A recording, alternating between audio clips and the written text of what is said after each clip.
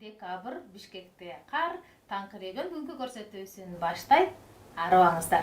Мына ушундай таңкы көрсөтүүдө ар дайым ар бир телекөрүүчүнүн үйүндө жакшылык, ошол эле учурда кышта ар бир үйдө жылуулук болсун деген аруу тилегибиз менен бүгүнкү көрсөтүүбүздү баштайбыз.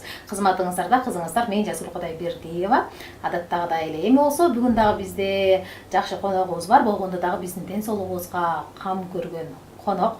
Бүгүн бизде ким деп турган болсоңуздар, таңкы коногубуз өмүрүнүн 30 жылга жакын убактысын дарыгерлик кесипке арнаган, тагыраак айтканда биздин ден соолугубузга арнаган үй бүлөлүк жалпы практикалык дарыгер, гирудотерапевт Гүлсара Акбаева бүгүн бизде конокто. Саламатсызбы эжеке? Саламатсыздарбы, урматтуу кыргыз элим, кутмандуу күнүңүздөр менен.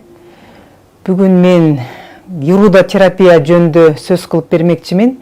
Гирудотерапия бул латын тилинен которгондо пиявка деген түшүндүрөт да. Гирудотерапия бул сүлүк менен дарылоо. Гирудотерапия азыркы убакта аябай эң актуально болуп жатат. Мен 10 жылдан бери ушул кесип менен практикую.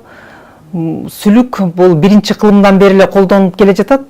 Россия падышачылыгында мисалы 1351 жылы чума эпидемиясы болгондо ошол орунда токтотконда, андан кийин улуу ата мекендик согушта военный полевой хирургтар колдонгон жанагындай абсцессный гнойный процесстерде. Азыркы убакта эң кеңири колдонулуп жатат. Мага кандай пациенттер келет? Мага больницада жатып, аптечный дарылар жардам бербеген пациенттер келет.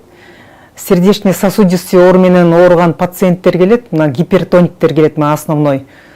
Андан кийин костно-суставной система, муун оорулары көп келет, грыжа оорулары, жанагындай неврологический оору менен ооруган адамдар, көз оорулары. Азыр мына суук болуп атат, сасык тумоонун убагы, ОРВ. Азыр гайморит менен көп келип атат менде пациенттер. Буту кол оору. Демек, мына ошол сүлүк менен дарылоо сиз айткандай 1351 жылы эле медицинада колдонуп баштаган экен. Бизде дагы Кыргызстанда мына ошол сиз сыяктуу дарыгерлер сүлүк менен дарылоону жүргүзүп келет. Анан сиз азыр өзүңүз айтып өттүңүз, күн суугандан бери гайморит оорусу күч алып деп. Ооба, бронхит оорусу. Кандай жардам берет? Гайморит ооруларында мына пациент келет, биз атайын өзүнүн биологически активный точкалары бар. Ошол жерлерге мурундун көңдөйчөлөрүнүн үстүнө коебуз бул сүлүктөрдү. Бул сүлүктүн оозунда 150дөн ашык ферменти бар, как природный антибиотик. Ошол пазухада жашап жаткан жанагы вирус, грибы, бактерияларды жакшы чыгарат да, анан воспалительный процессти чыгарат, жанагы мурундагы шишиктерди чыгарат. Бул сүлүктү алгандан кийин пациенттердин мурундары ачылып, свободно дем алып калышат да. Ошондой эле иммунитеттери көтөрүлөт. Иммунитеттери көтөрүлгөн себеби бул сүлүктүн оозундагы жана 150 ферменти как природный антибиотик болот атпайбы? Жана герудин, дестабилаза, эгилин, калин деген. Ошолор капилляр менен кан тамырларга түшөт, вена артерияларга. Анан адамдын башынан бутуна чейин айланат да, бул кровеносный системадачы. Ошон үчүн бул кандын составындагы жана вирус, грибы, бактериялар өлгөндүктөн, жанагындай гайморитте негизи бактериялар, стрептокок, стафилокок, воздушно-капельный кирген инфекцияларды эң жакшы жок кыла алат да. Ошон үчүн жанагы бейтаптар өздөрү свободно дем алып калганы, иммунитеттери көтөрүлгөн ошондон да, ошондой эле сүлүктүн ферменти жанагы кандагы Т лимфоциттерди, макрофагтарды көбөйтөт. Иммунитет стимулирующий мунун ферменттеринин действиясы организмде. Ошон үчүн жана пациенттер өздөрүн жакшы сезип калган ошол да. Мага акыркы убакта грыжа оорусу менен жаштар көп кирип жатат. Анткени бул грыжа оорусунда жана эки позвоноктун ортосунда пульпозный ядра деген болот да, ошол компрессия болуп бири-бирине отурганда ошол пульпозный ядра сыртка чыгып өсүп баштап, нервке тип калып, жанагы бир буттарын көтөрө албай, постоянно бели ооруган адамдар ошо грыжалар кирип жатат. Бул грыжа оорусунда дагы сүлүктөрдү койсок эң жакшы жардам берип жатат. Бул сүлүктөр ошол жанагы выпячиванияларды, өсүндүлөрдү как рассасывающий действие да. Сүлүктү алгандан кийин бул бейтаптар өздөрүн жакшы сезип, баскандары да оңолуп, ошол жердеги болду как спазмолитик, булардын обезболивающий, сүлүктөрдүн обезболивающий ферменттери бар, ошо бойлду устранять этет. Андан кийин менде азыр жаштардын көбү синдром усталость, бат чарчайт. Бул сүлүк дагы өзүнүн оозундагы жана жүзөлүү ферменттин впрыскивать этип чачат. Баягы сүлүктү коебуз да ар бир оорунун өзүнүн биологически активный точкаларына. Ошондон кийин бул синдром усталостьти жакшы кетирет. Жана чарчап жүргөн адамдар алгандан кийин өздөрүн жакшы сезип, мага көбүнчө жана уктабаган бессонница адамдар да көп келет. Ошол адамдар дагы эртеси эле сүлүк алгандан кийин экинчи процедурага келгенден кийин айтышат, жакшы уктадык, жакшы эс алдык деп. Бул мени дагы жакшы эс алдырат да. Ошондой эле бул сосудтардын ичиндеги жанагы тромбторду, тромболитический действиясы бар. Ошо тромбторду жакшы эритет. Гирудин деген ферментти канды суюлтат. Дестабилаза деген ферменти ошо пайда болгон тромбторду сырты жанагындай нити фибрина деп коет, жипчелер менен оролуп калат, ошолорду эрите алат. Андан кийинки калин, эгилин, апераза деген ферменттери дагы как природный антибиотик, алар дагы жанагы ан тамырдын ичинде жабышып калган азыркы убакта атеросклероз деген оору көбөйдү да. Бул ошол холестериновый бляшкалар, липиды низкой плотности. Вот ошолорду да эриткенге бул сүлүктүн ферменти эң жакшы жардам берет. Эгерде кан тамырларынын ичи ошо атеросклероз менен толуп калса, жана сонный артерияларда дагы жабышып толуп калса, жанагындай ишемический инсультту берет да. Эң бул чогулуп калуучу жерлер бул адамдын башы болуп эсептелинет, головной мозг, анан жүрөк. Жанагындай инфаркт, инсульттан алдын алат. Инфаркт, инсульт алган адамдарда жанагындай реабилитация убагында ушу сүлүктү койсок, восстановление болот да. Бул сүлүктүн ферменти ошондой эле нейроэндокринный система, щитовидная железа, жана богок бездери, узилдер, кисталар, щитовидная железа дагы ошолорду дагы кетиргенге, жанагы щитовидканын гормондорун өзүнүн ордуна алып келгенге жардам берет. Менде ошол щитовидный железасы ооруган, зоб менен ооруган адамдарда көп кирет. Аутоиммунный тироидиттер, гипотиреоздор, гипертиреоздорго койсок дагы, мисалы бул ооруларда адамдар нервный, раздражительный, вспыльчивый болот. Ушул симптомдору кетип калат да ошол алган адамдарда. Бул сүлүк ошондой эле энергияларын нормализовать этет, энергичный болуп калат бул сүлүктү алгандан кийин адамдар. Демек, сиз санап өткөндөй эле баягы толтура ооруга показано.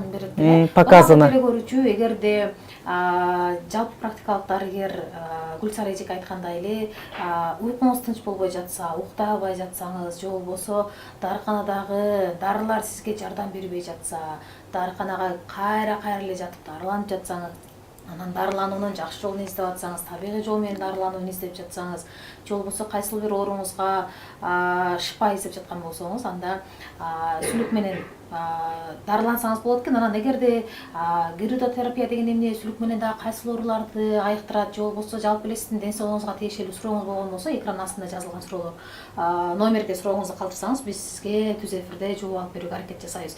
Анан сиз айтып өттүңүз да эметип, уктай албаган адамдардын дагы уйкусун тынчтандырып берет деп. Бул кээ бир инсандар демек түнү менен уктай албай чыгат. Ооба. Ал неден болуп атат? Ал жанагы кан тамырларынын ичинде тромбтор, атеросклероздор, анан шлак. Если кан сильно, лимфа менен кан сильно зашлакован болсо, адамдар уктай албай калат. Анан последний убакта мына бизде ар кандай мына көрүп атасыңар, согуш болуп атат, жер титирөөлөр болду. Ошолордун баары адамдардын нервный системасын жабыркатып атат да. Вот ошол состоянияларга бул сүлүктүн ферменти эң жакшы жардам берет. Бул как нейромодулятор, нервно-мышечный передачаларды да жакшы кылат. Анан сүлүктү биз до конца насыщение болгуча койсок, эң артында бул сүлүк кандын составына серотонин, гормон счастья, эндорфин, энкофалиндер да бөлүп чыгарат.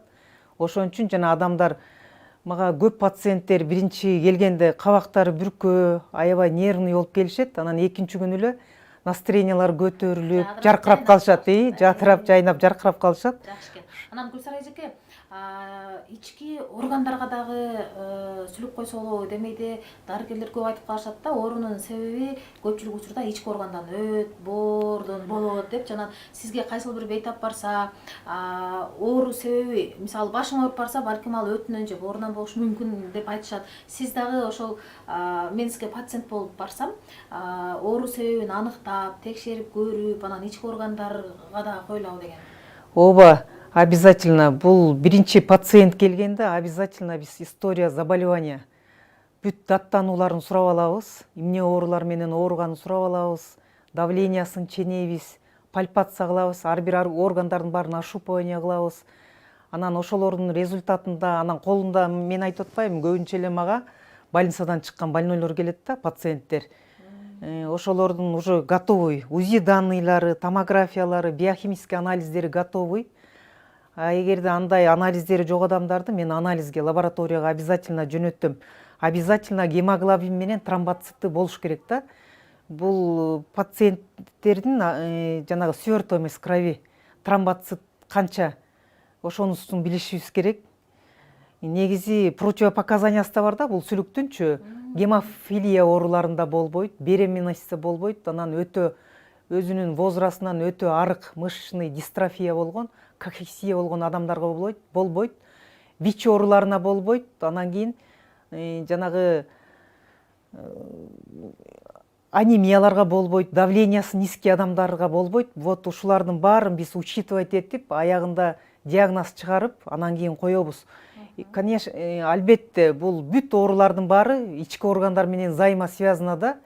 Эгерде печень зашлакован болсо, өттөрдүн оозу жабык болсо, өт жакшы акпаса 12 катка, кишечниктердин беттеринин баары каловый камень зашлакован болсо, поджелудочный железалары ооруп, ал жактан фермент, липаза, амилазалар бөлүнбөсө, адамдардын жеген тамактары ээрибесе, вот ошол оорулардын баары жанагындай тяжелый ооруларга, диагноздорго алып келет да. Мисалы жировой гепатоз, панкреатит, колит, эң аягы жанагындай гипертония оорусуна алып келет. Мисалы кыргыздар биз көбүнчө кечкисин тамак ичебиз. Бул эң жаман да.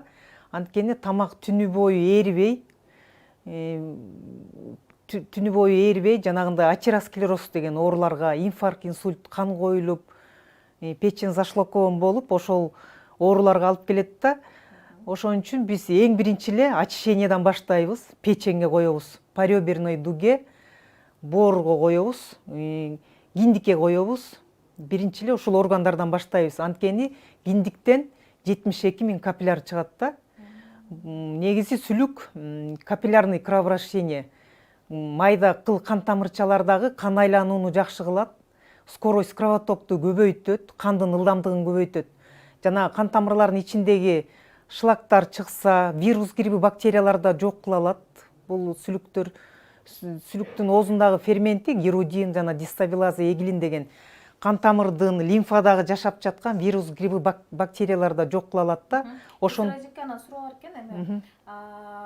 Көпчүлүк жашы өтүп калгандар 40 жаш, 45 жаштан жогорукулар давление, башкача айтканда кан басымы жогору же болбосо кан басымы бирде көтөрүлсө бирде ылдый болуп, баягы ойнок болуп калат го, ордунда туруп алат. Анан алар дайыма дары менен жашайт. Өзүнүн сааты менен ичиш керек.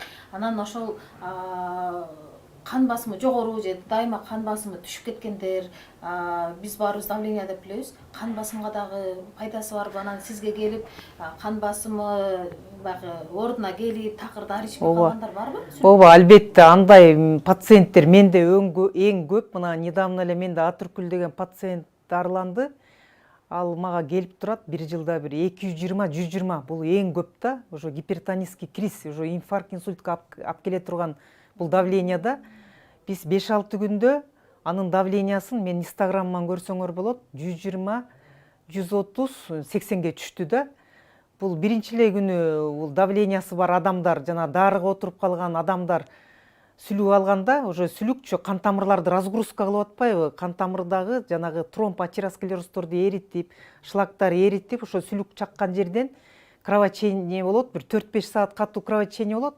Андан кийин капельками в течение 24 часа чыгып туруш керек да. Ошол сүлүк чаккан жерден ошол шлактар чыгат. загрязненный лимфа чыгат, жанагы кирдеген кан шлактар, жана фосфорный кислота, мочевая кислота, ортофосфорный кислота, ошону менен жанагы вирус, грибы, бактериялар да чыгат да. Рахмат, эми кийинки сурообуз бар экен. Телекөрүүчүлөрдүн суроолоруна кыскараак жооп бере бериңиз.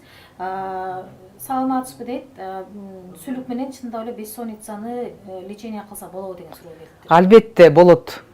Сүлүктү койгондон кийин менде көп адамдар келет да, ошо уктабай калдым деп, анын причинасын текшерсек эле ошол кандар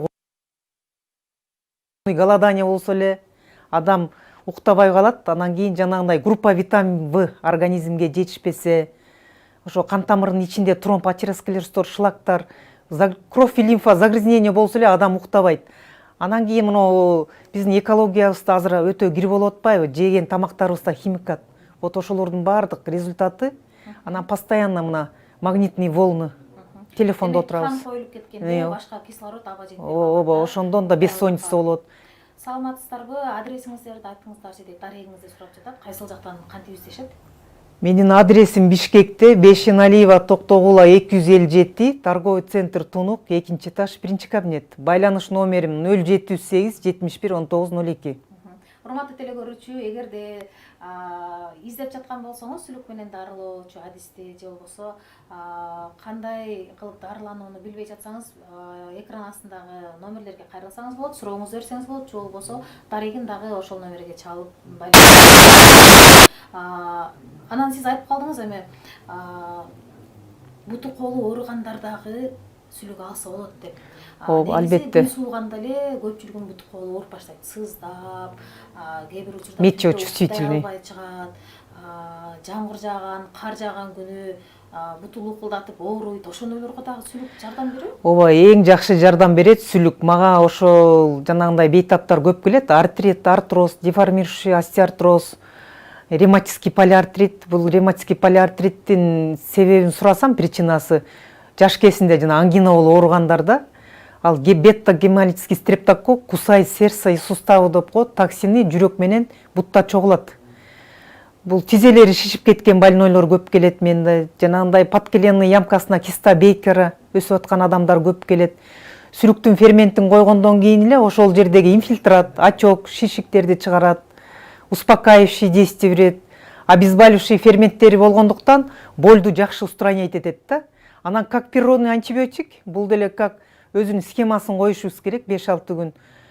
10 күнгө чейин да койсок болот, ошол болдорду устранять этет, очокторун жок кылат, инфильтраттарын жок кылат.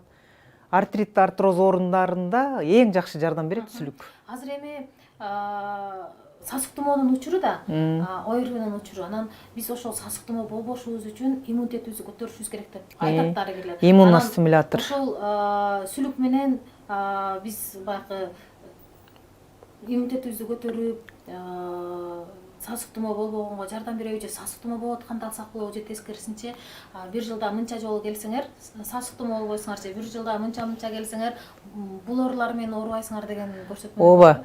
ОРВИ учурунда ооруп аткан моментте болбойт, ал убакта температура болот да адам. До ошо ОРВИге чейин, гриппке чейин бир 3 айда бир, профилактический же 6 айда бир, же 1 жылда бир алып койсо, бул как иммуностимулятор да. Кандын составында жанагы Т лимфоциттерди жакшы көбөйтөт, анан макрофагтарды жакшы көбөйтөт. Бул сүлүк алып жүргөн адамдар, мисалы менде көп пациенттер муну 2020-жылы апатта көп пациенттерим айтты да, грипп болуп ооруган жокпуз деп. Анткени бул иммуномодулятор, иммуностимулятор да. Ошо иммунитеттери көбөйөт, жанагы мен айткан Т лимфоциттери сырткы оору, жана воздушно-капельный инфекцияга туруштук берип калышат. Демек биз алдын алып ден соолугубузду бай витаминдерди ичип, же болбосо кимден эмнени уксак жасай беребиз го, оорубайын деп. Анан бир жылда бир жолу же 2 жолу сүлүк алып койсок, эң жакшы жардам берет. Оорулар менен оорубайт экенбиз. Анан каныбыз суюк болот экен дагы, баягы кан басымыбыз дагы ордунда болот экен. Ооба, кан басым ордунда болот. Көз ооруларында да сүлүк эң жакшы колдонулат. Мага ошол глазной центрлерден жана катаракта, глаукома болуп аткан оорукчандар көп келет. Көздөрү кысарган, жана көзүнүн давлениясы бар адамдар көп келет. Бир эле сүлүк койгондо, жана миопия ооруларында көздөрүм чайтай ачылып калды, алыстан маршруткаларды көрүп калдым, жакындан китеп газета окуп калдым деген пациенттер да менде эң көп да. Анан урологияда да эң кеңири колдонулат. Мына азыр суук түштү, көбүнчө эле мына пожилой 50 жаштан кийинки аялдарда энурез деген, нейрогенный энурез ойлонгондо эле жана энурез заара кармабаган оорулар көп. Вот ошол оорукчандардан мага көп келет. Сүлүк коебуз, эң жакшы жардам берип атат. Анан последний жылдары мына бесплодие деген оору көбөйдү жаштардачы. Ошо жаштарда мага көп келет. Беременность не наступает деп жаш кыздар. Вот ошол интравагинально коебуз, өзүнүн биологически активный точкаларына коебуз. Половой органдардын эң жакшы жардам берип атат. Менде мисалы мындай бир пациент болгондо өзү косметологияда 10 күндөй дарыланып тур, бирок эч результат албаптыр. Демодикоз жана эпидермальный клеш деп коет, кожный заболевание. Бетин дарыладым, бети жакшынак коюлуп калды, бир 5-6 күн. Андан кийин, 1 айдан кийин сизге айтып коеюнчу, эже 2 жылдан бери боюма болбой атты эле, азыр беременность мына 2-нчи ай болуп калды деп келди. Мисалы, сүлүк менен дарылап атсак, бир жагын дарыласак, экинчи жагына жардам бере берет да. Анткени сүлүктүн ферменти канга киргенден эч жакка кетпейт. Ошол кайсы жерде оору бар, ошол жерди дарылай берет. Бизге бөлүнгөн убакыт соңуна чыгып баратат. Бирок акыркы суроо, саламатсызбы, даректи кайра айтып коесузбу? Биз жазып алалы, жакшы укпай калдык, түшүнбөй калдым дейт. Жооп берип коюңуз. Мен Бишкектемин. Өзүм семейный доктор врач общий практик гирудотерапевт. Бейшеналиева Токтогула 257, торговый центр Тунук, 2-нчи этаж, 1-нчи кабинет. Инстаграм, ТикТок, интернетте бармын, ошо доктор Кульсара деп кирсеңер болот. Эркин микрофон берели, кыска нуска телекөрүүчүлөргө кайрылуу жолдобуңуз. Урматтуу кыргыз элим, ден соолугуңар чың болсун, үй бүлөңөрдө бактык таалай, келе жаткан жаңы жылыңыздар кут болсун, асманыбыз ачык болсун, молчулук, токчулук жылдардын биринен болсун да келе жаткан жаңы жылыбыз. Кадырман телекөрүүчү, эгерде сүлүк менен дарыланууну эңсеп кыялданып же болбосо таппай жүргөн болсоңуз, же болбосо эфирдин жүрүшүндө кайсы бир суроолоруңуз болгон болсо, же болбосо кантип издейм, каяктан кайрылам деп аткан болсоңуз, бизге кайрылсаңыздар, биз сизге даректерин беребиз. Биз болсо көрсөтүүбүздү андан ары карай улантабыз. Азыр бизде жарнамалык тыныгуу, андан соң кайра кийинки коногубуз менен баарлашабыз.